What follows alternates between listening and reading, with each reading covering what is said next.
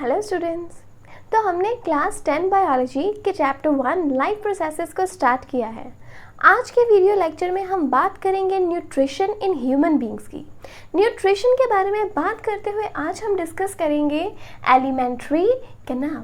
तो alimentary canal क्या है? बेसिकली डाइजेस्टिव सिस्टम को ही हम एलिमेंट्री कैनाल कहते हैं।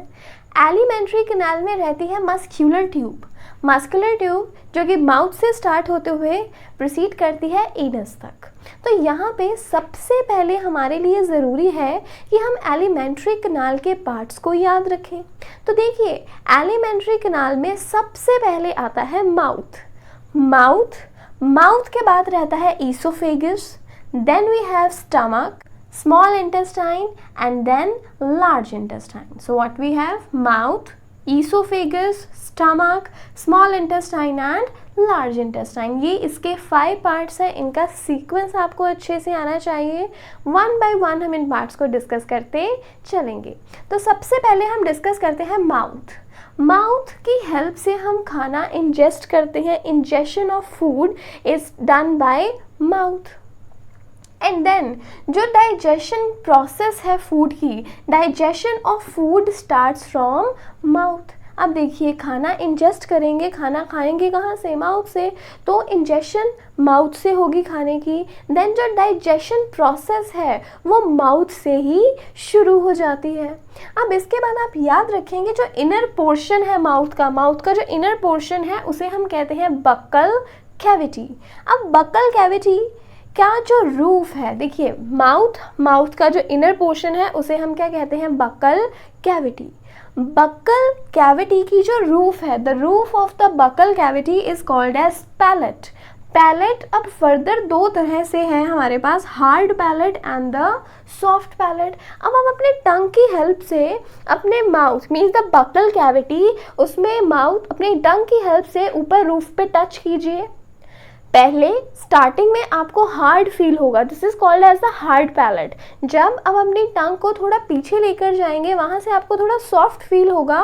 उस पोर्शन को हम क्या कहते हैं? Soft palate. तो ये चीज़ याद रखिए, माउथ से स्टार्ट होती है डाइजेशन। माउथ का जो इनर पोर्शन है उसे हम क्या कहते हैं? Buccal cavity. बक्कल कैविटी की रूफ को क्या कहते हैं? पैलेट दो तरह का रहता है। जो हम फ्रंट पार्ट है, the anterior part, this is the hard palate, and जो बैक है, पोस्टीरियर पार्ट जो है, that is the soft palate. अब देखिए, माउथ के इनर पोर्शन को कहते हैं बक्कल कैविटी। बक्कल कैविटी जो है, फर्दर उसके 3 पार्ट्स रहते हैं। बक्कल कैविटी में रहते हैं teeth, tongue and salivary glands. Teeth, tongue and salivary glands. तो देखिए, टीथ क्या है? टीथ जो है हमारे upper and lower, upper jaw and the lower jaw दोनों में प्रेजेंट रहते हैं। अब टीथ देखिए 4 तरह के होते हैं, incisors, canines, premolars and molars. अब देखिए, जब भी मान लीजिए एप्पल है, अगर एप्पल को हमें बाइट करना है, अब उन्हें साइड वाले टीथ से नहीं करेंगे। जो फ्रंट वाले टीथ रहते हैं उनमें क्या रहते हैं? Incisors and canines.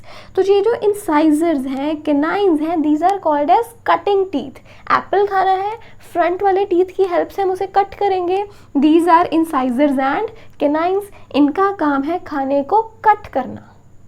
Then premolars and molars. अब once we have just taken the bite, हमने एप्पल से एक बाइट ले ली है। बाइट ले कैसे? With the help of incisors and canines. अब उस बाइट को च्यू करना है। अब वो क्या होगा? उसे च्यू करने के लिए हम साइड पे ये जो हमारे टीथ रहते हैं, इन्हें कहते हैं हम प्रीमोलर्स एंड मोलर्स। इनकी हेल्प से उसे हम क्रश करेंगे। तो प्रीमोलर्स एंड मोलर्स को क्या कहा जाता है? Crushing teeth. कि ये खाने को बिल्कुल क्रश कर देते हैं, छोटे छोटे पार्ट्स में कन्वर्ट कर देते हैं। So first we just cut the food and then crush it. तो इस तरह से फिजिकल कह लीजिए, जहाँ से जो फिजिकल डाइजेशन है फूड की वो स्टार्ट होती है। इसीलिए हम कहते हैं कि जो डाइजेशन है फूड की वो माउथ से ही शुरू हो जाती है, क्योंकि पहले खाने को कट करेंगे, कट करने के बाद उसे छोटे छोटे पार्ट्स में हम ब्रेक डाउन करेंगे with the help of premolars and molars. तो एक तरह से जो फिजिकल यहाँ पे डाइजेशन है वो स्टार्ट हो चुकी है। So what we can say, teeth cut the food, teeth food को कट करते हैं स्मॉल पीसेस में, उसे च्यू करते हैं एंड देन ग्राइंड करते हैं। तो इसलिए ये हेल्प करता है किसमें, physical, helps in physical digestion of food, right? After that, moving on to tongue. Tongue helps in chewing and swallowing the food. Food को निगलना है, उसे च्यू करने। अब देखिए, अब हमने क्या किया, बाइट किया एप्पल को हमारे फ्रंट वाले टीथ से। कौन से टीथ है, incisors and canines. Incisor and canine की हेल्प से हमने एप्पल को बाइट किया। अब उस बाइट की जो बाइट है उसे अब हमें लेकर जाना है प्री मोलर्स एंड मोलर्स तक। किसकी हेल्प से लेके जाएंगे, टंग की हेल्प से। So it helps in chewing and swallowing. उसके बाद खाने को निगलना है, स्वॉलो करना है। स्वॉलोइंग में भी कौन हेल्प करेगा खाने को स्वॉलो करने में, टंग। टंग एक ऐसा ऑर्गन है जिससे हम टेस्ट करते हैं, हमें मीठा लगता है, कड़वा लगता है, वी फील सॉर। ये सभी जो टेस्ट हैं किसकी वजह से आते हैं, टंग की वजह से। इसमें टेस्ट बड्स होते हैं। So it is an organ to taste, ये चीज़ याद रखें। After that moving on to salivary glands. Salivary glands का क्या काम है, सलाइवा प्रोड्यूस करना। जो सलाइवरी ग्लैंड्स है क्या काम है इनका, सलाइवा प्रोड्यूस करना। What is saliva, it is a watery liquid. एक वाटरी लिक्विड रहता है हमारे माउथ में, यू कैन फील इट। जो वो माउथ में हमारे वाटरी लिक्विड है, उस लिक्विड को हम कहते हैं सलाइवा। जो सलाइवा है वो हल्का सा एसिडिक रहता है क्योंकि इसका पीएच कितना है, 6.8। आपको पता है ना, जब pH 7 हो तो न्यूट्रल, pH 7 से अगर लोअर वैल्यूज आती हैं तो वो एसिडिक चली जाती हैं। अब ये तो 6.8 है, 7 के बहुत नज़दीक है, तो इसलिए इसे हम कहते हैं स्लाइटली एसिडिक, थोड़ा सा एसिडिक होना। और जो सलाइवा है it is slightly acidic with a pH of 6.8। After that saliva है, वाटरी लिक्विड है। अब इसका काम क्या रहेगा, खाने को वेट करना। अब आप खुद सोचिए, जब आपका जो माउथ है वो सूखा हो, आपने पानी नहीं पिया है कितने टाइम से, तो क्या आप आसानी से खाना खा सकते हैं, नहीं। आपकी पहले कोशिश रहती है हम पानी पिए फिर खाना खाना स्टार्ट करेंगे, क्योंकि अगर हमारा माउथ बिल्कुल ड्राई है हम खाना नहीं खा पाते अच्छे से। और यहाँ पे ये जो सलाइवा है, क्योंकि वाटरी लिक्विड है इसलिए ये खाने को वेट करता है।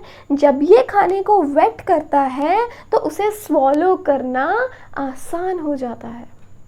सबसे पहले जब अगर हम कोई बाइट भी लेते हैं, लाइक हम खाना खा रहे हैं या फिर एप्पल ही है या फिर कोई और चीज़ है जिसे हम खाना चाहते हैं, तो जब सलाइवा उसे वेट करेगा, वेट होने से क्या होगा, एक तो उसे चबाना इजी हो जाएगा, दूसरा उसे निगलना भी इजी हो जाएगा। तो ये कौन यहाँ पे हेल्प कर रहे हैं, सलाइवरी ग्लैंड्स, क्योंकि इनका मेन काम ही सलाइवा प्रोड्यूस करना है। इसके बाद आप याद रखें कि जो सलाइवरी ग्लैंड्स हैं इनमें एक एंजाइम रहता है। क्या एंजाइम है, सलाइवरी एमाइलेज। बहुत ही इंपॉर्टेंट क्वेश्चन है आपके एग्जाम्स के लिए भी कि सलाइवरी ग्लैंड्स में कौन सा एंजाइम प्रेजेंट है, which enzyme is present in salivary glands. तो आपको याद रखना है, सलाइवरी से सलाइवरी एज इट इज, यहाँ पे एंजाइम क्या है, एमाइलेज, सलाइवरी एमाइलेज। काम क्या है इसका कि जो स्टार्च है, स्टार्च को शुगर में कन्वर्ट करना। तो ध्यान से सुनिए इस क्वेश्चन को, Which enzyme is present in salivary glands? Salivary amylase. What is the function of salivary amylase? It converts starch into sugar. Starch को sugar में convert करना काम है किसका, salivary amylase का। बहुत ही अच्छा क्वेश्चन है। तो यहाँ से याद रखिए कि माउथ का इनर पोर्शन जो है that is buccal cavity. Buccal cavity की जो रूफ है उसे कहते हैं पैलेट। जो इसका इंटीरियर पार्ट है, द फ्रंट वन, वो हार्ड रहता है, हार्ड पैलेट कहते हैं। जो पोस्टीरियर पार्ट है, वो पीछे से जो पैलेट है वो सॉफ्ट रहता है, उसे सॉफ्ट पैलेट कहते हैं। फर्दर मोर, जो अगर हम इसे और ज़्यादा देखें कि बकल कैविटी के और क्या क्या पोर्शंस है, बकल कैविटी नहीं तो हमने रूफ की बात की ना, अदरवाइज बकल कैविटी में क्या है, टीथ, टीथ कौन से तरह के, 4 तरीके के रहते हैं, incisors, canines, premolars and molars. Incisors and canines का काम क्या है, फूड को कट करना। प्रीमोलर्स एंड जो यहाँ पे मोलर्स हैं उनका काम है उसे क्रश करना, क्रशिंग टीथ हैं वो। इसके बाद हम क्या याद रखेंगे कि टीथ जो हैं हमें क्रशिंग, च्यूइंग एंड ग्राइंडिंग में हेल्प करते हैं फूड की, इसलिए they also help in physical digestion of the food. Tongue पे आते हैं। टंग का काम क्या है कि it helps in chewing and swallowing the food, after that it is an organ to taste. और एक चीज़ यहाँ पे इंटरेस्टिंग याद रखिए कि ये जो टंग है, tongue acts like a brush to the teeth, it brush the teeth. Brush the teeth मतलब जैसे हम खाना खाते हैं, अगर लगता है कि हाँ दांत में कुछ है तो वो जो टंग है आप फील करते हैं कि टंग बार बार उसी जगह पे जाकर उस टीथ को क्लीन करने की कोशिश करती है, that what is there, right. तो इस तरह से it helps to brush the teeth, tongue help to brush the teeth. After that salivary glands. Salivary glands का काम क्या है, सलाइवा प्रोड्यूस करना। सलाइवा क्या है, एक वाटरी लिक्विड जिसका जो मीडियम है स्लाइटली एसिडिक है, 6.8 तक उसका पीएच रहता है, फूड को वेट करता है जिससे उसे च्यू एंड swallow करने में आसानी रहती है। एंड सलाइवरी ग्लैंड्स प्रोड्यूस करते हैं सलाइवरी एमाइलेस एंजाइम जिसका काम है स्टार्च को शुगर में कन्वर्ट करना। नेक्स्ट अभी बात हम करते हैं ईसोफेगस की। तो देखिए क्या है, अभी माउथ में क्या हुआ है, फिजिकल डाइजेशन हुआ है फूड का, वो छोटे छोटे पार्ट्स में ब्रेक किया गया है। मीन्स अभी जो फूड है वो पार्शियली डाइजेस्टेड है, और ये जो पार्शियली डाइजेस्टेड फूड है फूड पाइप के थ्रू होते हुए नीचे जाता है, उसे हम कहते हैं oesophagus. The partial digested food goes down the food pipe called oesophagus. और ये जो ईसोफेगस है it lies behind the trachea and heart. और जो इसकी लेंथ आप याद रखेंगे कितनी है, 25 centimetre, it is 25 centimetre long. अब देखिए जब ये है, ये जो हमारे पास ईसोफेगस है it just pass through the diaphragm, diaphragm के थ्रू पास करती है and opens in the stomach. अब देखिए खाना है जो हमारे पास अभी पार्शियली डाइजेस्टेड फूड है, फूड पाइप से होता हुआ जाएगा, डायफ्राम से होती हुई जाती है pipe and it just open into the stomach, stomach में जाके ये ओपन होती है। अब यहाँ एक इंटरेस्टिंग बात नोट करने वाली क्या है कि ये जो कनाल है, कनाल की लाइनिंग, इस कनाल की लाइनिंग में मसल्स रहते हैं जो कि पीरियोडिकली या कह लीजिए रिथमिक वे कॉन्ट्रैक्ट करते हैं। जब वो कॉन्ट्रैक्ट करते हैं तो खाना है उसे फॉरवर्ड ले जाने में हेल्प होती है।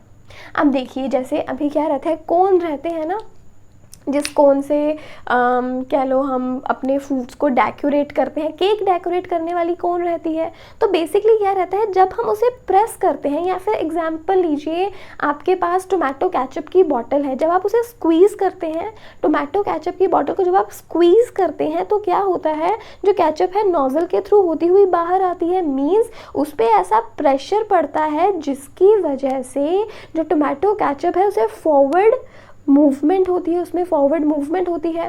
तो ऐसा ही रहता है कि यहाँ पे जो कनाल है, कनाल की लाइनिंग में मसल्स रहते हैं जो कि रिथमिकली कॉन्ट्रैक्ट करते हैं, दैट कॉन्ट्रैक्ट रिथमिकली। अब इनके कॉन्ट्रैक्ट करने से क्या होगा, द फूड इज़ फॉरवर्ड, जो फूड है वो फर्दर फॉरवर्ड किया जाता है। अभी यहाँ है ना, कॉन्ट्रैक्ट करेगा फूड आगे जाएगा, दोबारा से कॉन्ट्रैक्ट करेगा फूड आगे जाएगा। तो कॉन्ट्रैक्शन से क्या होता है, फूड में फॉरवर्ड मूवमेंट आती है, और इस मूवमेंट को हम कहते हैं peristaltic movements. These are called as peristaltic movements.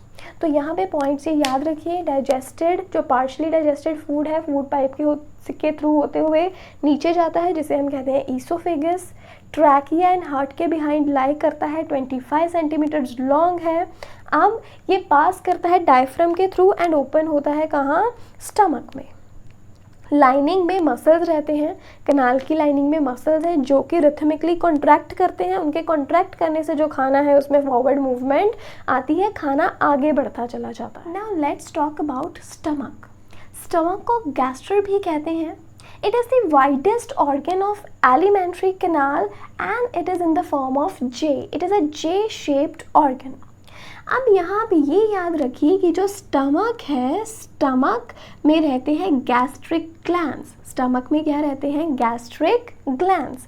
अब ये जो गैस्ट्रिक ग्लैंड्स हैं ये प्रोड्यूस करते हैं hydrochloric acid, pepsin and mucus. तो देखिए पेप्सिन क्या है? पेप्सिन एक प्रोटीन को डाइजेस्ट करने वाला एंजाइम है। Pepsin is a protein digesting enzyme. अब देखिए HCl एसिड है, हाइड्रोक्लोरिक एसिड, इसका काम क्या रहेगा? डेफिनेटली एसिडिक मीडियम क्रिएट करना। तो जो स्टमक है, स्टमक में रहता है हाइड्रोक्लोरिक एसिड। काम क्या है इसका? वहाँ पे एसिडिक मीडियम क्रिएट करना। अब एसिडिक मीडियम क्रिएट करने से क्या होगा? जब एसिडिक मीडियम क्रिएट होगा उस टाइम पे ये जो पेप्सिन है इसकी वर्किंग एनहांस हो जाती है। तो ये याद रखिए पेप्सिन वर्क करता है एसिडिक मीडियम में, और एसिडिक मीडियम क्रिएट कौन कर रहा है? Hydrochloric acid. पेप्सिन और HCl दोनों को प्रोड्यूस किसने किया? गैस्ट्रिक ग्लैंड ने। इसके अलावा याद रखिए कि गैस्ट्रिक ग्लैंड प्रोड्यूस करता है म्यूकस। म्यूकस का काम क्या है? म्यूकस का काम यही है कि ये जो एसिड है, एसिड का एक्शन जो है वो स्टमक की लाइनिंग पे ना रहे। So mucus it protects the inner lining of stomach from the action of acid, कि ये बिल्कुल जो इनर लाइनिंग है उसे एसिड के एक्शन से बचाता है। तो हमेशा याद रखें स्टमक में कौन से ग्लैंड्स प्रेजेंट है? Gastric glands. क्या प्रोड्यूस करते हैं ये? Hydrochloric acid, pepsin and mucus. Hydrochloric acid का काम क्या है? एसिडिक मीडियम क्रिएट करना। उसकी वजह से पेप्सिन की जो वर्किंग है वो एनहांस हो जाती है। पेप्सिन क्या है? Protein digesting enzyme. और म्यूकस का काम क्या है? कि स्टमक की जो इनर वॉल्स हैं, इनर लाइनिंग्स हैं, उन्हें एसिड के एक्शन से बचाकर रखना नॉर्मल कंडीशंस में। इसके बाद आप याद रखें कि जो फूड है, फूड स्टमक से पहुंचाया जाता है स्मॉल इंटेस्टाइन तक। स्मॉल इंटेस्टाइन तक उसे पहुंचाने में हेल्प कौन करेंगे? Sphincter muscles. तो अभी तक देखिए क्या है कि खाना खाया माउथ से ईसोफेगस के थ्रू होता हुआ वो कहाँ आएगा? स्टमक तक। स्टमक में जब उसके एक्शंस कंप्लीट होंगे then it will be released into the small intestine by the action of sphincter muscles. Next अभी बात करते हैं स्मॉल इंटेस्टाइन की। तो देखिए from the stomach food now enters small intestine. देखिए स्टमक के बाद हमने पहले ही कहा था कि स्टमक में रहते हैं स्फिंक्टर मसल्स जो कि इसे रिलीज करते हैं स्मॉल इंटेस्टाइन तक। तो फूड स्टमक से होता हुआ कहाँ आता है? स्मॉल इंटेस्टाइन में। और याद रखिए कि जो स्मॉल इंटेस्टाइन है this is the longest part of elementary कनाल, जिसकी लेंथ रहती है अबाउट 6.25 मीटर्स। तो अगर कहा जाए कि लार्जेस्ट पार्ट कौन है? लार्जेस्ट पार्ट है स्टमक। लॉन्गेस्ट पार्ट कौन है? हमारे पास स्मॉल इंटेस्टाइन। लेंथ कितनी है? 6.25 मीटर्स। तो कहते हैं ये जो स्मॉल इंटेस्टाइन है इसे ह्यूमंस की हाइट के साथ तो कंपेयर करते हैं। It is comparable to the height but not to the weight, कि वेट के साथ हम कभी भी स्मॉल इंटेस्टाइन को कंपेयर नहीं करते। बट येस ह्यूमंस की जो हाइट है, हाइट के अकॉर्डिंग हम इसे रिलेट ज़रूर करते हैं स्मॉल इंटेस्टाइन को।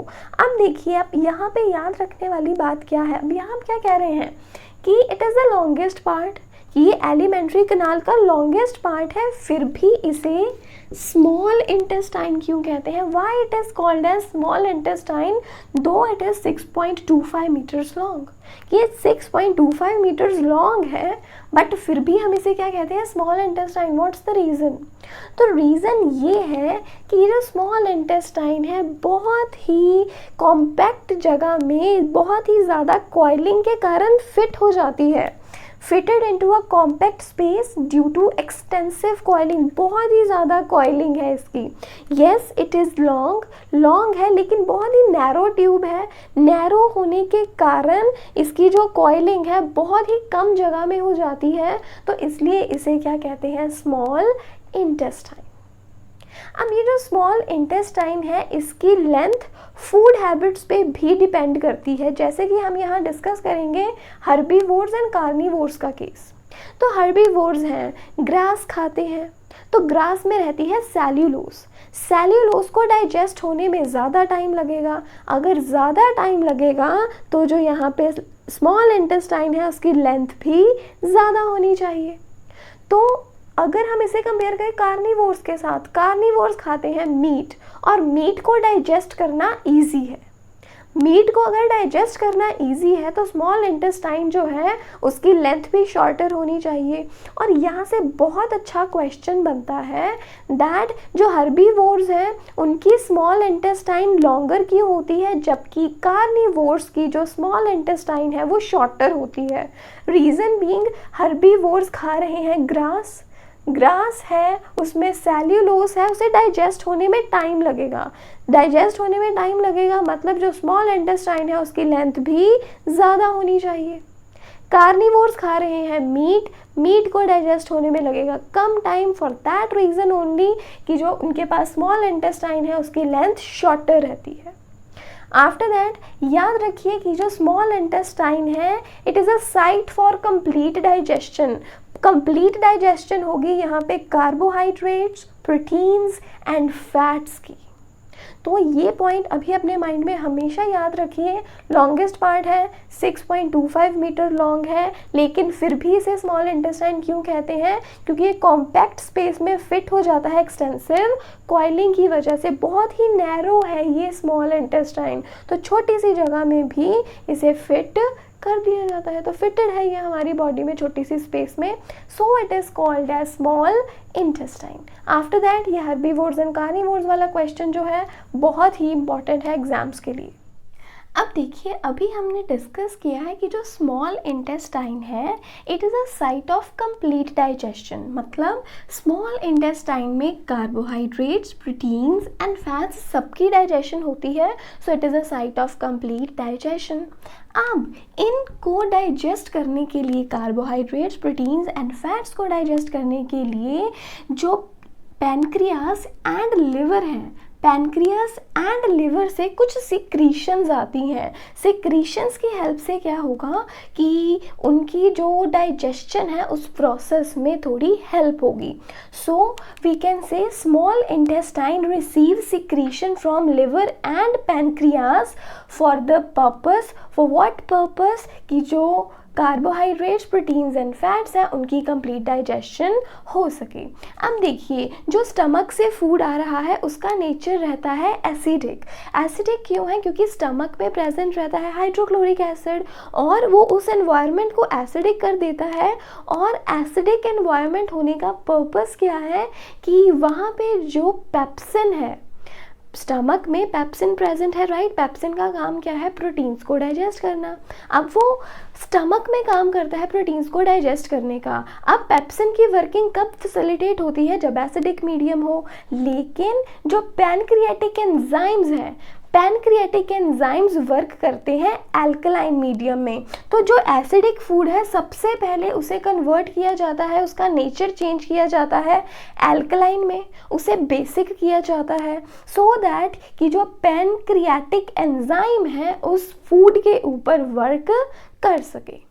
आफ्टर दैट आप याद रखेंगे कि जो लिवर है, लिवर से आता है बाइल जूस। बाइल जूस का काम क्या है? फैट्स के ऊपर काम करना। अब जो फैट्स हैं, फैट्स के बड़े बड़े ग्लोब्यूल्स रहते हैं, तो सबसे पहले जो बाइल सॉल्ट है इन बड़े ग्लोब्यूल्स को तोड़कर छोटे ग्लोब्यूल्स में कन्वर्ट करता है, सो दैट कि जो एंजाइम्स हैं उसके ऊपर एफिशिएंटली वर्क कर सकें। तो बाइल जूस कहाँ से आया? लिवर से। काम किस पे करेगा? फैट पे। फैट के रहते हैं बड़े ग्लोब्यूल, उन्हें बाइल सॉल्ट पहले तोड़ता है, छोटे ग्लोब्यूल्स में कन्वर्ट करता है, सो दैट कि एंजाइम्स उसके ऊपर वर्क कर सकें। क्योंकि जब उसका साइज़ छोटा होगा, छोटा साइज़ होने पे उस पे जो वर्किंग है एंजाइम्स की वो और ज़्यादा बढ़ जाएगी, एफिशिएंसी बढ़ जाएगी उनके काम करने की। आफ्टर दैट हम बात करते हैं पैनक्रियाटिक जूस की, कि बाइल जूस आता है लिवर से, पैनक्रियाटिक जूस आता है पैनक्रियास से। तो पैनक्रियास क्या यहाँ पे सिक्रीट करेगा? Pancreatic juice. यही हमने बात की है कि ये जो कार्ब्स, प्रोटीन्स एंड फैट्स हैं इनकी डाइजेशन के लिए लिवर एंड पैनक्रियास से सिक्रीशन आती हैं। जैसे लिवर से आएगा बाइल जूस, पैनक्रियास से आएगा पैनक्रियाटिक जूस। जो पैनक्रियाटिक जूस है इसके रहते हैं दो कंपोनेंट्स, एक है ट्रिप्सिन, दूसरा है लाइपेज। तो याद रखिए स्टमक में क्या था, पेप्सिन, काम क्या था उसका, प्रोटीन को डाइजेस्ट करना। अब जब हम बात कर रहे हैं स्मॉल इंटेस्टाइन की, उसमें रहेगा ट्रिप्सिन। ट्रिप्सिन का काम भी क्या है, प्रोटीन्स को डाइजेस्ट करना। देन लाइपेज है, लाइपेज का काम है इमल्सिफाइड फैट्स को डाइजेस्ट करना। तो ये चीज़ आप यहाँ पे याद रखेंगे। तो इम्पॉर्टेंट क्या है यहाँ याद करने के लिए कि जो स्टमक से फूड आया एसिडिक है तो उसे पहले एल्कलाइन किया जाएगा सो दैट एंजाइम्स उस पर वर्क कर सके। लिवर से आएगा बाइल जूस, पैनक्रियास से आएगा पैनक्रियाटिक जूस। बाइल जूस का काम है फैट्स के ऊपर वर्क करना। पहले बड़े बड़े ग्लोब्यूल्स को छोटे ग्लोब्यूल्स में कन्वर्ट किया जाता है सो दैट कि एंजाइम्स उस पर अच्छे से वर्क कर सकें। आफ्टर दैट पैनक्रियाटिक जूस है, उसमें आते हैं ट्रिप्सिन एंड लाइपेज। ट्रिप्सिन का काम है प्रोटीन्स को डाइजेस्ट करना एंड लाइपेज का काम है इमल्सिफाइड फैट्स को डाइजेस्ट करना। अब देखिए स्मॉल इंटेस्टाइन की वॉल्स में ग्लैंड्स रहते हैं जो कि सिक्रीट करते हैं इंटेस्टाइनल जूस। देन अब ये जो एंजाइम्स हैं इनका काम क्या रहता है, जो एंजाइम्स प्रोड्यूस होते हैं वो प्रोटीन्स को कन्वर्ट करते हैं अमाइनो एसिड्स में, कॉम्प्लेक्स कार्बोहाइड्रेट्स को कन्वर्ट करते हैं ग्लूकोज में एंड फैट्स को कन्वर्ट करते हैं फैटी एसिड्स एंड ग्लाइसिरॉल में। ये पॉइंट यहाँ बहुत अच्छे से याद रखें। प्रोटीन किस में कन्वर्ट होंगे, अमाइनो एसिड्स में। कॉम्प्लेक्स कार्बोहाइड्रेट्स किस में कन्वर्ट होंगे, ग्लूकोज में। फैट्स किस में कन्वर्ट होंगी, फैटी एसिड्स में एंड ग्लाइसिरॉल में। ये चीज़ें याद रखना बहुत ज़रूरी है आपके लिए। After that this point is very important कि जो इनर लाइनिंग्स है स्मॉल इंटेस्टाइन की, लाइक जो स्मॉल इंटेस्टाइन की जो बिल्कुल इनर लाइनिंग रहेंगी उनमें फिंगर लाइक प्रोजेक्शंस रहती हैं। उनमें क्या रहती है, फिंगर लाइक प्रोजेक्शंस। उन फिंगर लाइक प्रोजेक्शंस को हम कहते हैं विलाई। बहुत सारी फिंगर लाइक प्रोजेक्शंस हैं, क्या कहते हैं उन्हें, विलाई। अब विलाई क्या करती हैं, सरफेस एरिया बढ़ा देती हैं एब्जॉर्प्शन के लिए। विलाई की हेल्प से जो एब्जॉर्प्शन प्रोसेस है वो बहुत ज़्यादा इन्हांस हो जाती है क्योंकि ज़्यादा सरफेस में ज़्यादा we are saying finger like projections. अब देखिए इसने कितना सरफेस एरिया बढ़ा दिया, तो जब ये सरफेस एरिया बढ़ाती है तो इससे जो डाइजेशन प्रोसेस है वो और भी ज़्यादा एनहांस हो जाती है। So what we can say, the inner linings of small intestines has numerous finger-like projections called as villi. It increases the surface area of absorption.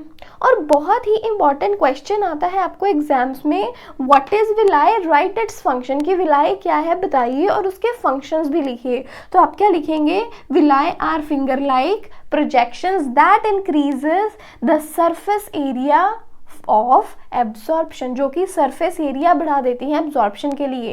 अब फंक्शंस क्या हैं, जो विलाए हैं these are richly supplied with blood vessels. बहुत सारी blood vessel से ये supplied रहती हैं। Take absorbed food to each and every cell. Body में हर एक सेल तक ये एब्जॉर्ब्ड फूड को पहुंचाने का काम भी करती हैं। Utilized for obtaining energy, building new tissues and repairing older tissues. अब इनसे एनर्जी भी ऑब्टेन होती है, नए टिश्यूज बनते हैं और जो पुराने टिश्यूज हैं उनकी रिपेयर का काम भी ये करती हैं। तो बहुत ही इम्पॉर्टेंट पॉइंट है और क्वेश्चन बहुत इम्पॉर्टेंट रहता है, that what is villi, right it's functions. तो याद रखिए बहुत ही अच्छा क्वेश्चन है, इंपॉर्टेंट भी है, राइट। तो दोबारा से एक बार रिवाइज कर लेते हैं। स्मॉल इंटेस्टाइन की वॉल्स में ग्लैंड्स रहते हैं जो कि सिक्रीट करते हैं इंटेस्टाइनल जूस, और जो एंजाइम्स प्रेजेंट है यहाँ पे ये कन्वर्ट करेंगे प्रोटीन्स को अमाइनो एसिड्स में, कॉम्प्लेक्स कार्बोहाइड्रेट्स को ग्लूकोज में एंड फैट्स को फैटी एसिड्स एंड ग्लाइसिरॉल में।